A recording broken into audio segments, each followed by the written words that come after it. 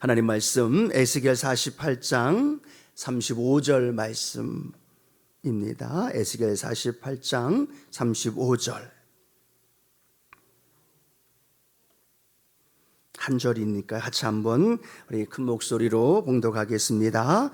그 사방의 합계는 18,000척이라. 그날 후로는 그 성읍의 이름을 야훼 삼마라 하리라. 아멘. 선교사님들과 함께하는 지난주부터 오늘까지 함께하기 때문에요, 특별히 그 순서와 타이밍을 맞추기 위해서 에스겔에 담겨져 있는 말씀을 일부 예배에 오신 분들에게만 특별히 좀 더 이렇게 말씀을 나눌 수 있는 시간들을 갖게 되어집니다. 에스겔서에는 이스라엘 백성들의 징계와 또 심판, 그리고 회복과 부흥의 말씀이 너무나 에스겔을 통해서, 환상을 통해 또 하나님의 증거하시는 말씀을 보게 되어지는데요, 심판과 또 멸망이 아니라 하나님의 마음은 회복인 줄로 믿습니다. 회복이고 부흥이에요. 그런데 그 과정을 어떻게 성경은 에스겔을 통해 우리에게 말하냐면, 이스라엘 족속들의 죄악을 하나님이 마른 뼈, 그 마른 뼈들로 하여금 다시 살아나게 하는 모습을 보면서 이스라엘 족속들 사람들을 살리시는 모습을 발견하게 됩니다. 그리고 우리가 잘 알던 것처럼 하나님의 영광이 우상숭배로 말미암아서 성전에서 떠났다라고 기록하는데, 다시 하나님의 강권하심으로 하나님의 성전으로 하나님의 영광이 돌아옵니다. 그건 하나님과 이스라엘 백성들과의 만남이 다시 회복되어진다는 걸 의미하죠. 또 하나, 이 마지막 에스겔 48장 마지막 절 우리가 읽은 말씀에 보면 하나님의 이름을 야훼 삼마라고 말하는데, 그 야훼 삼마라는 말은 무엇을 통해 연결되어지느냐? 하나님의 백성들이 살아났어요. 첫 번째, 하나님과의 만남이 연결되어지는 성전에 하나님이 돌아오셨어요. 이제 뭐가 남았느냐? 지금 에스겔이 막 복음을 전하며 하나님 말씀을 예언하는 그곳은 바벨론 땅에 포로로 끌려간 땅이라는 겁니다. 그러면 그들이 다시 회복되기 위해서는 뭐가 회복되어져야 할까요? 다시 고국으로 돌아와야죠. 가나안 땅으로 돌아와야 된다는 겁니다. 그래서 오늘 에스겔 48장 35절은 하나님께서 새 땅을 이스라엘 백성들에게 주시고 그 성읍들도 그들에게 주시면서 그곳에 하나님이 함께 하신다라고 말씀하시는 야훼 삼마라는 말씀으로 우리에게 증거하고 있다라는 겁니다.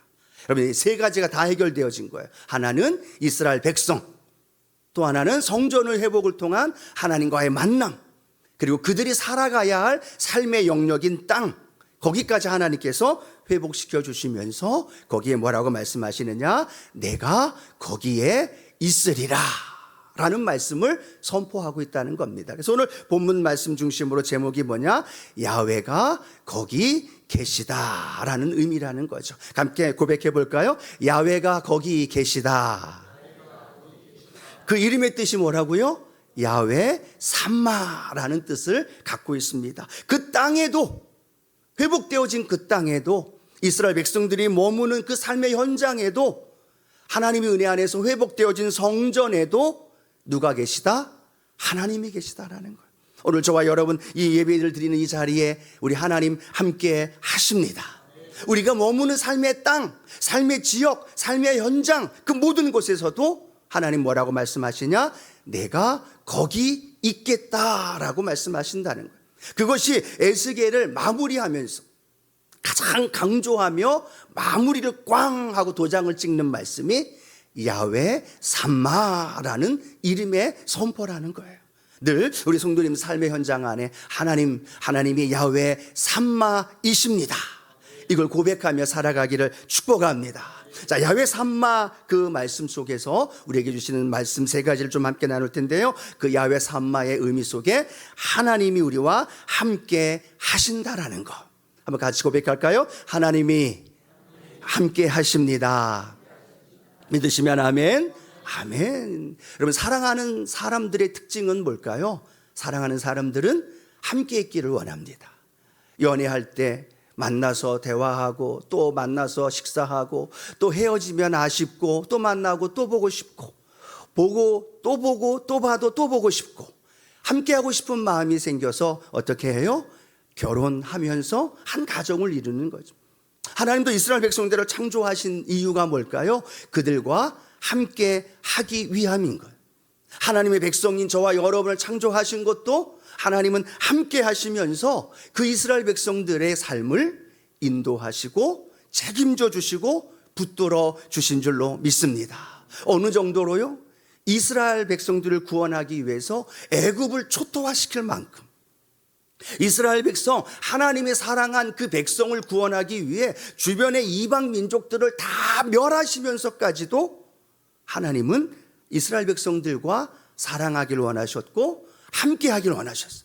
성전에서 함께 하기를 원했고 광야에서 함께 하기를 원했고 가나안 땅에서도 함께 하시기를 원하신 줄로 믿습니다. 그런데 이스라엘 백성들은 하나님과 함께 하는 그 시간이 너무나 좋았음에도 불구하고 갈수록 하나님이 아닌 이방 우상들과 자신들과 자신이 생각하는 것들로 영적 간음하는 모습들을 보게 되었습니다. 그래서 결국 하나님이 이스라엘 백성들을 징계하실 수밖에 없는 안타까운 모습을 보게 되어지죠. 그들의 성전이 붕괴되어지고 그들의 땅을 잃어버리고 또 나라가 멸망당하는 안타까운 상황.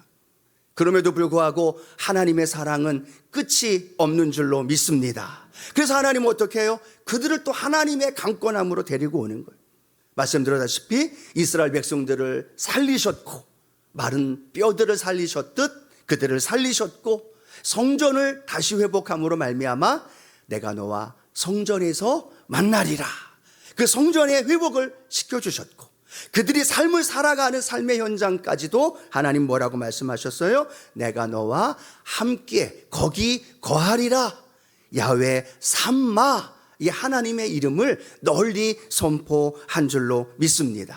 그러면 이게 믿음 생활하면서요 놀라운 것이 하나님이 우리와 함께 하시다는 것이 가장 기본적으로 깔려 있어야 된다는 거예요. 내가 교회에 있든 내가 어떤 삶을 살아가든 어떤 현장에서 어떤 일들을 겪든 간에 그것이 내게 행복한 일일 수도 있고 그것이 내게 조금 어려울 수도 있습니다. 고난일 수도 있고 그것이 내게 큰 은혜일 수도 있어요. 근데 그 중요한 건 그 베이직에 그 기초에 하나님이 나와 함께 하신다라는 거에 대한 믿음이 그 안에 쫙 깔려 있을 때 하나님은 우리의 삶의 현장 안에 놀라운 일들로 우리 가운데 행하여 주실 줄로 믿습니다. 예를 들면 그렇습니다. 이스라엘 백성들을 출애굽시킨 이후에 하나님은 가나안 땅으로 바로 그들을 인도하신 것이 아니라 광야의 길을 걸어가게 하십니다. 아무것도 없는 광야, 먹을 것도 마실 것도 또 입을 것도 아주 불편한 광야의 길로 그들을 이끌어 갑니다. 때로는 이방 족속의 전투와 함께 또 생명을 걸고 싸워야 하는 일들도 다가오게 되어지는 거죠. 왜 하나님이 이런 어려움과 불편함과 위기 속에서 그들을 몰아가게 하셨는가? 그것은 하나님이 그들의 인생 속에 함께 하신다는 사실을 가르쳐 주기 위함이라는 거예요. 문제가 있을 때가 문제가 없을 때만이 아니라 늘 내가 너희와 함께 하리라. 그러면서도 이스라엘 백성들은 어려움이 다가오면 하나님께 부르짖죠. 하나님, 이 문제 해결해 주십시오. 이 이방 족속과의 전투에서 이기게 해 주십시오. 물이 없습니다. 먹을 것이 없습니다. 라고 말하지만 하나님이 그들에게 먹을 것도 주고 물도 주시지만 하나님은 그들에게 무엇을 말씀해 주길 원하느냐? 이사야 43장 2절 말씀인데요. 같이 한번 읽어봅니다. 내가 물 가운데로 지날 때에 내가 너와 함께 할 것이라. 강을 건널 때에 물이 너를 침몰하지 못할 것이며 내가 불 가운데로 지날 때에 타지도 아니할 것이요 불꽃이 너를 사르지도 못하리니 라고 말합니다. 하나님, 강물 위험합니다. 저에게 없애게 해주세요. 하나님, 불꽃이 나를 다가오고 나를 짓누르고 나를 힘들게 하지만 그 불꽃을 없애주십시오 라고 말하지만 하나님은 물을 우리의 삶 가운데에서 고난을 때로는 역경을 제거해 주시기보다는 그 성경에 우리에게 뭐라고 말씀하고 있어요? 내가 너와 함께 할 것이라. 하나님의 응답은 고난을 없애는 것, 또 내게 필요한 것들을 매일매일마다 공급해 주는 것, 내 삶에 문제가 없이 하게 해주시는 것이 아니라 하나님은 우리에게 무엇을 알게 해주길 원하느냐 하면 내가 너와 함께 한다 라는 사실을 가르쳐 주길 원한다는 거예요. 그걸 내 마음속에 깊이 깨달아지지 않으면 문제가 다가오면 절망하고 또 내게 행복하고 형통한 일이 다가오면 기뻐하면서 교만하기 때문에 하나님은 우리의 인생 속에 가장 중요한 매일매일 내 삶에 내가 너와 함께 하리라, 이것이 우리의 마음속에 깊이 새겨지길 원한다는 거예요. 여러분, 이것이 잊어버리게 되면 신앙이 흔들립니다. 이걸 잃어버리게 되면 원망과 불평이 수시로 우리에게 다가옵니다. 기쁠 때는 할렐루야 하지만 고난이 다가오면 낙심하고 믿음조차 흔들려 버린다는 거죠. 그런데 중요한 건 하나님이 원하는 건 내가 하나님이 우리와 함께 한다는 것을 계속해서 가르쳐 주길 원한다는 거예요. 그래서 그걸 고백하면서 우리는 고난을 이기게 되고, 할렐루야, 그걸 내가 깨달아 알면서 기쁠 때에도 교만하거나 자만한 것이 아니라 하나님이 하셨습니다, 하나님이 은혜로 인도해 주셨습니다, 이걸 고백할 수 있도록 인도해 주신다는 거예요. 그래서 하나님의 이름을 뭐라고 선포하셨다고요? 야훼 삼마 뿐만 아니죠, 임마누엘이라고 말씀하시죠. 예수님이 이 땅에 오셔서 예수님의 이름을 뭐라고 표현했습니까? 임마누엘, 하나님이 우리와 함께 계시다.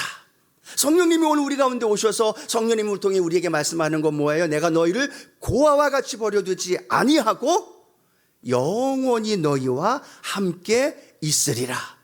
신앙의 가장 기본은요, 하나님이, 예수님이, 그리고 성령님이 나와 함께 한다는 것에 대한 분명한 믿음이 있어야 된다라는 거. 그러면 그 믿음이 있을 땐 아골골짜기라도요 찬양하면서 갈 수 있어요. 아멘이시죠? 예, 기쁨과 감사의 삶에도 하나님을 찬양하면서 살 수 있다는 겁니다. 근데 많은 믿음의 사람들이 종교 생활은 하고 있고 교회 생활은 하고 있지만 하나님이 계시지 않은 것처럼 살아갈 때가 많아요. 하나님이 안 계신 것처럼 착각하고 세상을 취하고 세상을 향해 걸어갈 때가 많아요. 하나님이 죽은 것처럼, 하나님이 무능력한 것처럼 내 마음의 불안과 두려움과 염려 속에 살아갈 때가 너무나 많다라는. 그래서 하나님은 에스겔을 통하여서 사람을 살리고 구원하시고 그 다음에 성전을 회복하고 내가 그 성전에 함께 하리라라고 말한 다음에, 그리고 그 땅 가운데 모든 영역 가운데 하나님이 함께 하신다라는 믿음이 역사하셨다는 거죠. 우리 지난주 3일 동안 전도사님들 오셔서 말씀을 나눠주셨어요. 아프리카, 러시아, 인도. 여러분 아시죠? 인도에도 하나님이 계시다는 거예요. 아프리카에도 하나님이 계시다는 거예요.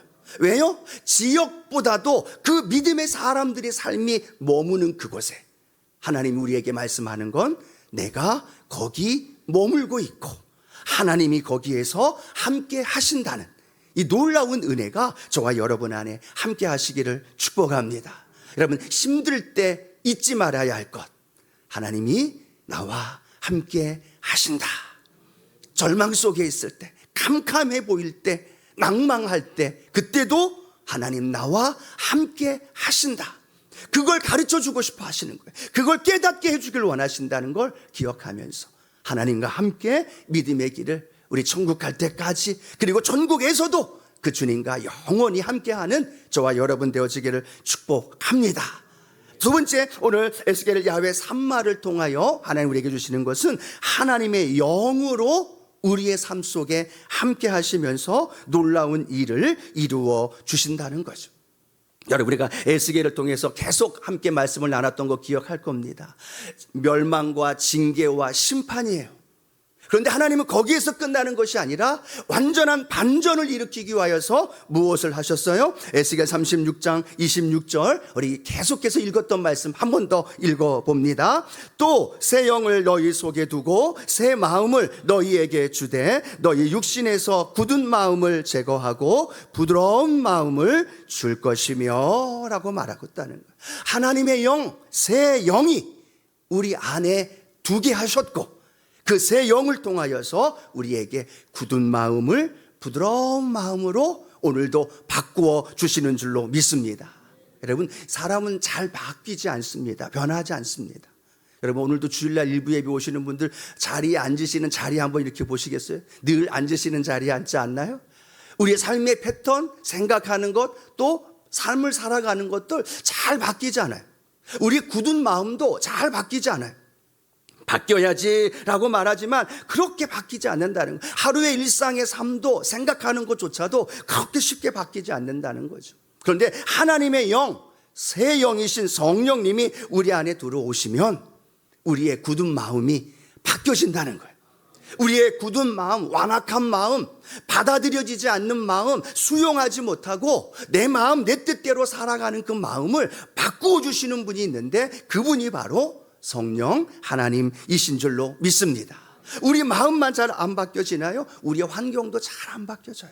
우리의 가족도, 우리의 직장과 사업, 또 나라와 민족 모든 상황도 잘 바뀌어지지 않는다라는 겁니다. 그런데 바뀔 수 있는 방법이 뭐예요? 우리가 잘 아는 것처럼 성전에서 흘러내렸던 성령의 강물이 흘러가면서 물이 흘러가는 곳마다 어떻게 됐어요? 바뀌었어요.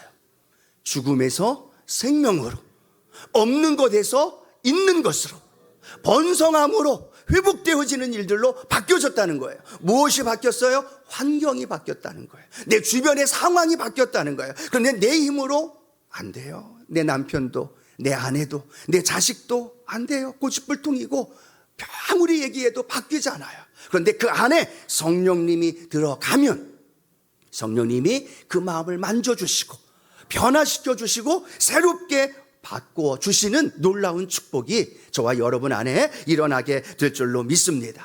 사도 바울도 로마서에 보면 그렇게 고백하죠. 내 마음엔 두 가지의 법이 있습니다. 하나는 어떤 법이에요? 육의 법이 있습니다. 또 하나는 영의 법이 있습니다 라고 말하죠. 오늘 말씀 로마서 7장 22, 23절 같이 한번 읽어봅니다. 내 속사람으로는 하나님의 법을 즐거워하되 내 지체 속에서 한 다른 법이 내 마음의 법과 싸워 내 지체 속에 있는 죄의 법으로 나를 사로잡는 것을 보는도다 라고 말하죠. 바울조차도 말하는 겁니다. 내 안에 두 가지의 법이 있습니다. 하나는 굳은 마음으로 연결되어 있는 육의 법이 있다는 거예요. 또 하나는 부드러운 마음으로 변화되어지는 하나님의 법이 있다는 거예요. 이 두 가지 법이 날마다 어떻게 한다고요? 싸워요.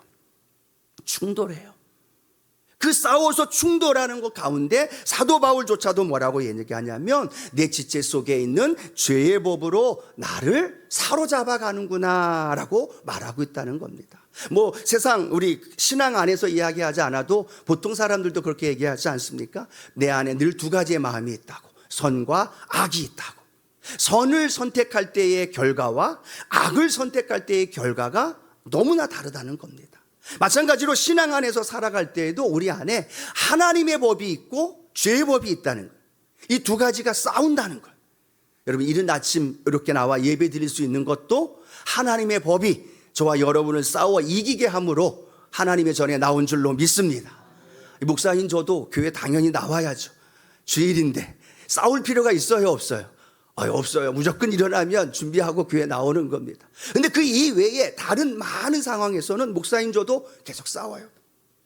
갈까 말까? 그냥 들이받을까? 참을까? 그냥 모른 척 할까? 그냥 외면할까? 그런 내 안에 계속되는 법이 있고 계속되는 싸움이 있다는 거예요. 여러분도 마찬가지잖아요. 아들에게, 남편에게, 자녀에게 그냥 들이받고 한마디 그냥 쏘아 붙일까? 그러다 또 참아야 되고 이 두 가지가 영적인 은혜 안에서 싸운다는 거예요. 그런데 성령님이 우리 안에 오면 이 두 가지 법을 싸우게 하실 때 날마다 영의 법, 하나님의 법, 말씀의 법에 손을 들어 주신다는 거예요. 우리를 그쪽으로 인도해 주신다는 거예요. 내 마음을 지킬 수 있도록 그냥 들이받는 게 아니라 그냥 내 감정대로 그냥 막 쏟아붓는 게 아니라 미워하는 마음 그대로 갖고 있는 게 아니라 성령님이 내 안에 오셔서 내 마음을 바꾸어 가시는 거예요. 변화시켜 가시는 거예요. 생각을 부정적인 생각에서 긍정적인 생각으로, 다른 사람에게 그냥 함부로 말하는 것을 조금 더 절제하는 마음으로 바꾼다는 거예요. 누구나 다 마찬가지라는 겁니다. 그런데 교회 안에 성도들도 신앙 안에 살아가지만 내가 하고 싶은 대로 말하며 살아가며 육의 법으로 살아가는 사람이 있는가 하면 성령 안에서 새 마음 가지고 하나님의 법에 연결되어져 있는 행동과 말을 하면서 살아가고 있는 모습을 발견하게 되어지는 거예요. 오늘도 예배 드릴 때 여러분 안에 두 가지의 법이 있을 수 있어요. 두 가지의 마음이 있을 거예요. 하나는 육의 법, 죄의 법, 하나는 영의 법, 하나는 성령의 법. 여러분 무엇을 선택하시겠습니까? 내 힘으로 안 됩니다. 왜냐하면 우리는 육에 속한 삶을 살아가기 때문에. 그럴 때마다 성령님 내 안에 오셔서 내가 하나님의 법을 따를 수 있도록 도와주시옵소서. 내가 하나님의 말씀을 선택할 수 있도록, 내가 사랑할 수 있고, 내가 용서할 수 있고, 내가 기뻐할 수 있고. 아멘이시죠? 그럴 때 우리 안에 성령의 열매가 맺혀지게 되어지는 거예요. 갈라디아서 5장 22절 23절 함께 읽어봅니다. 오직 성령의 열매는 사랑과 희락과 화평과 오래 참음과 자비와 양선과 충성과 온유와 절제니 이 같은 것을 금지할 법이 없느니라. 아멘. 이 열매를 어떻게 맺을 수 있어요? 내 안에 두 가지 법이 싸울 때 사랑의 열매, 희락과 그리고 화평과 오래 참음과 자비와 양선과 충성과 온유와 절제를 선택할 수 있도록 성령님이 인도해 주실 때 우리는 그 열매가 내 안에 맺혀질 수 있다는 것 우리가 기억하면서 하나님의 영으로 날마다 그 길을 걸어가는 우리 순복음의 성도들 되기를 축복합니다. 자, 그러면 어떻게 되어질까요? 하나님이 날마다 우리와 함께 하시고 그 안에 내 힘으로 살아가는 게 아니라 하나님의 영 성령으로 살아가게 되어지면 우리의 삶은요 선교적인 삶으로 살아갈 수 있게 되어지는. 그래서 이 선교적인 삶이라고 말하지만 쉽게 말하면 뭘까요? 살리는 삶이에요. 성전 강물이 흘러나올 때 모든 만물을 살렸잖아요. 죽은 바다, 나무, 모든 환경을 살렸던 것처럼 복음을 들고 가는 사람들마다 다 살아나는 역사가 일어났던 것처럼 저와 여러분의 삶에도 선교적인 삶, 미셔널 라이프, 미셔널 처치, 그건 간단하게 말한다면 살리는 삶이라는 거예요. 그렇다면 오늘 저와 여러분도 삶의 현장에서 날마다 살리는 은혜가 넘쳐나게 되어지기를 축복합니다. 모이면 뭐해요? 예배드리고 기도하고 찬양하고 흩어지면 복음을 전하며 살리는 역사가 일어나야 될 줄로 믿습니다. 요즘 어르신들 유행어처럼 이야기하면 그런 말들이 있대요. 뭐냐면 모이면 건강 이야기한대요. 그리고 흩어지면 병원에 간대요. 여러분 이해가 되시나요? 모이면 건강에 대한 얘기 막 얘기해요. 그리고 흩어지면 다 각각 병원에 가서 여기에 가면 저분 만나고 여기 가면 저분 만나고 당신도 권사님도 아프셔서 오셨어요? 라고 얘기하면서 모이면 건강 얘기, 흩어지면 병원에 간다. 우스개 이야기지만 우픈 이야기이죠. 우리는 뭘 하며 살까요? 모이면, 흩어지면 우리의 삶은 어떤 삶을 살아가고 있는지 한번 생각해 봤으면 좋겠어요. 지난주 선교사님 중에 우리 김보혜 선교사님 뭐라고 말씀하셨냐면 예수가 있는 사람은 모두가 선교사이고 예수가 없는 곳은 모두가 선교지다라고 말씀을 하시더라고요. 아, 참 간단하면서도 정확하구나. 예수가 있는 사람은 모두 다 선교사, 살아있는 사람. 아멘이시죠? 예수가 내 안에 생명으로 계시니까 다 살아있는 사람이에요. 그런데 예수가 없는 곳은 이곳이든 한국이든 르완다이든 러시아든 다 선교지라는 거예요. 내 아들도 내 딸도 내 부모도 예수가 없으면 선교지고 복음이 들어가야 되고 살아야 된다는 거예요. 그런데 중요한 건 살아있는 내가, 선교사인 내가, 생명이 있는 예수가 있는 내가 살아있어서 내 주변에 있는 이들에게 복음을 전하며 살리는 그 은혜가 저와 여러분 안에 일어나야 될 줄로 믿습니다. 우리 교회가 작지만 하나님 은혜 안에서 18개의 한국교회와 또 세계 선교를 후원하고 있어요. 이번에 또 선교사님들 오면서 우리가 5군데를 또 늘려서 이제는 23곳을 작지만 또 물질로 기도로 중보하면서 하나님의 은혜를 우리가 온 세계에 흘려보낼 거예요. 우리가 작지만 그곳이 작다고 이야기할 것이 아니라 하나님 손에 올려지면, 하나님의 능력의 손에 올려지면 그것이 사람을 살리고 회복시키시고 능력의 역사로 우리 가운데 일어납니다. 내가 한 잔 마시는 커피, 내가 한 끼 식사하는 그 식사한 그 자그마한 액수가 후원이 되면요, 아프리카에서는 한 영혼을 살려요. 교회를 세우고 하나님의 나라가 확장되어지는 일들이 일어난다는 거예요.